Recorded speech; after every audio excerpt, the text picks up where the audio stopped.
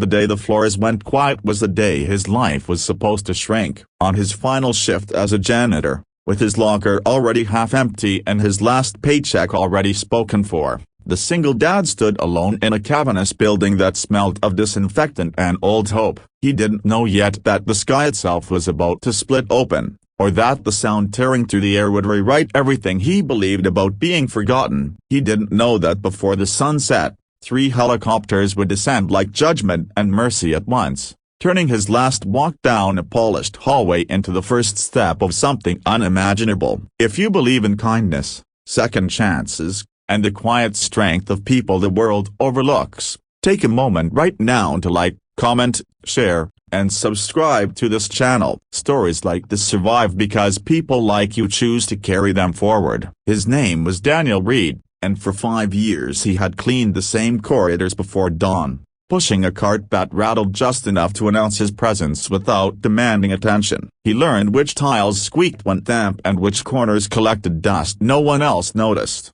He learned how to move through spaces without leaving a trace, how to be useful without being seen. After his wife passed unexpectedly, the job became an anchor. It paid little, but it paid on time. It allowed him to walk his son, Caleb, to school every morning and pick him up every afternoon. It allowed him to promise stability even when grief hollowed him out. Losing it meant more than losing income. It meant losing the fragile balance he had fought to build with shaking hands. The notice had come without ceremony. Budget cuts, outsourcing. Thank you for your service. On his last shift, Daniel cleaned more slowly than usual. Not out of bitterness but out of reverence. He wiped the railings with extra care. He buffed the floors until the lights shimmered like water. He paused in doorways to remember moments he'd overheard while emptying bins, late-night breakthroughs, quiet prayers, laughter after long days. This building had held other people's dreams. He had held the building together. Daniel's mind kept drifting to Caleb,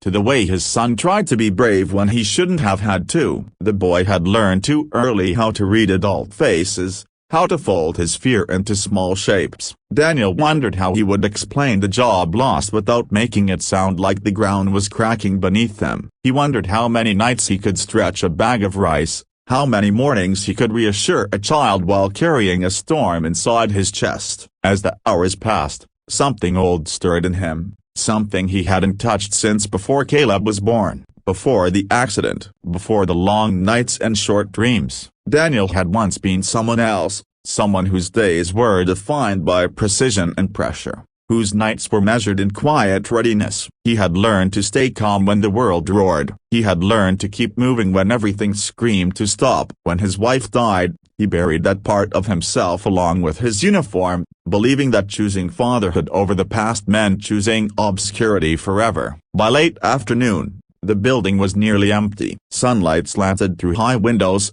turning dust into gold. Daniel finished the last floor, unplugged the buffer, and stood still, listening to the silence. It felt heavy, final. He took off his gloves, unfolded them neatly, the way he did with everything, and began to push his cart toward the service exit. That was when the sound began. Faint at first, like a distant storm rolling across a clear sky. The vibration crept into the walls before it reached his ears. The glass trembled. Papers skidded across desks. The air itself seemed to tense, and then the noise swelled into a thunder that pressed against the chest and rattled the bones. Daniel stopped, instinct flaring before thought could catch up. He looked up, not knowing why, only knowing that something had shifted beyond the ordinary. Outside, shadows raced across the ground as the light fractured and reassembled. People emerged from offices, faces drawn tight with confusion. Phones came out. Someone laughed nervously. Someone else whispered a prayer. Through the tall windows,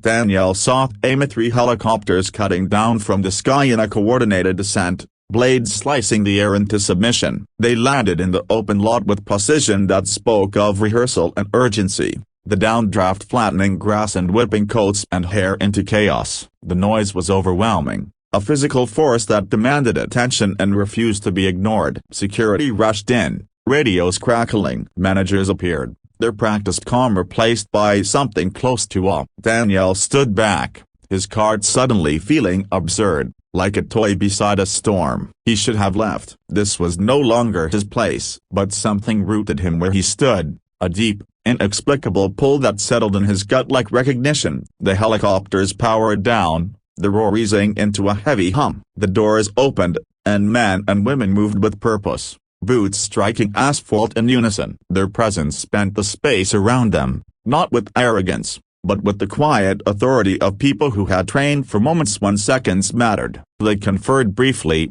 scanning the building, and then, impossibly, their eyes found him. Daniel felt it before he understood it. The way their attention sharpened, the way a line seemed to draw itself straight to his chest. A hand lifted, pointing, and a ripple of movement followed. People parted without being asked. The crowd's murmur swelled into disbelief. He glanced over his shoulder, half expecting to see someone more important standing behind him. There was no one. As they approached, memories surged into maps and coordinates, the weight of a pack, the discipline of breath under pressure. He tasted copper at the back of his mouth. He had spent years convincing himself that chapter was closed, that he was simply a janitor now, a widowed father doing his best. The uniforms in front of him did not see a mop or a cart. They saw a history etched into posture and stillness, a capacity the world had forgotten but they had not. The lead officer stopped a few paces away, eyes steady,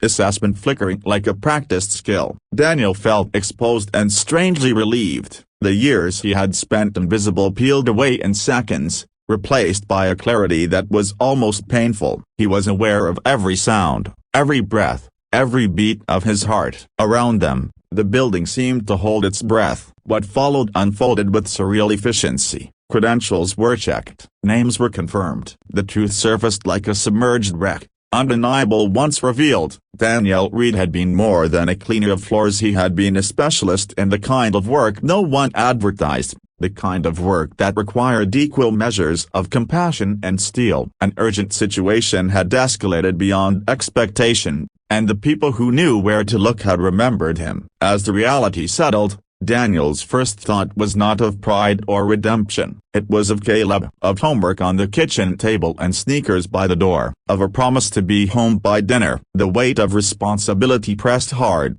but so did the pull of necessity. He had always taught his son that helping others mattered, that courage wasn't loud but it was steadfast. The choice before him was not between past and present, but between fear and faith. He moved with them then, leaving the cart where it stood, leaving the building that had been his shelter. Each step felt both borrowed and earned. The air outside was sharp with fuel and dust, the sky impossibly blue. As he approached the helicopter, the noise returned, a living thing that vibrated through muscle and bone. He climbed aboard with the ease of someone who remembered how, hands finding holds without hesitation. The door closed, and the world narrowed to focus and motion. The flight was brief and endless at once. Daniel's mind catalogued details automatically while his heart argued with itself. He thought of the nights he had scrubbed stains no one else would touch, the mornings he had packed lunches with care. He thought of the way loss had taught him tenderness, how fatherhood had softened edges without dulling resolve. He realized,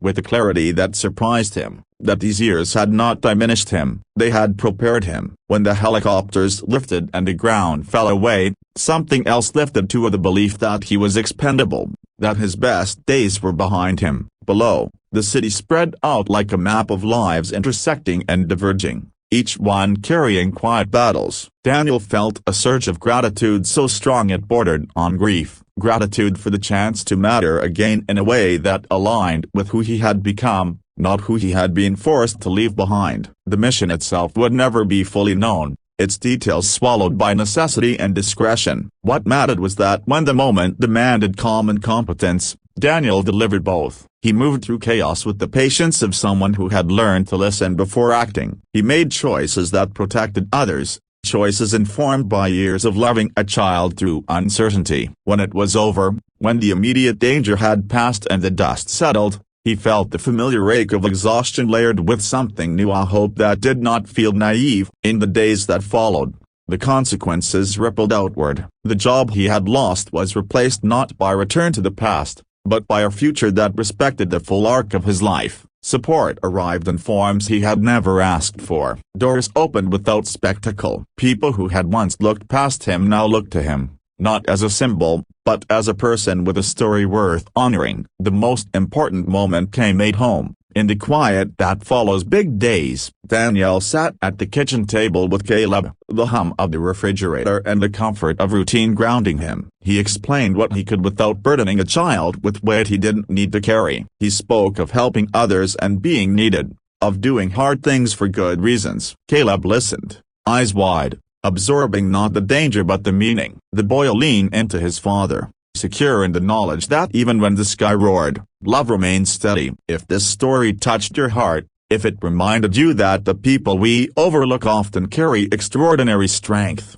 please take a moment near the end to like, share, and subscribe. Your engagement keeps these stories alive and reaching the people who need them most. Before the final moments fade, leave a comment below and tell us what part of Daniel's journey stayed with you the longest. Your words matter more than you know. The building where Daniel once worked eventually found a new janitor, someone else to push the cart and polish the floors before dawn. But the quiet reverence Daniel brought to unseen labor did not disappear. It lived on in the way he approached every task, whether visible or hidden. The helicopters became a story people told with awe, but the truest legacy was simpler and more enduring. A man who learned that dignity does not depend on titles, that purpose can be rediscovered without erasing the years spent surviving, and that sometimes, on the day you think you are being let go, the world is actually calling you forward.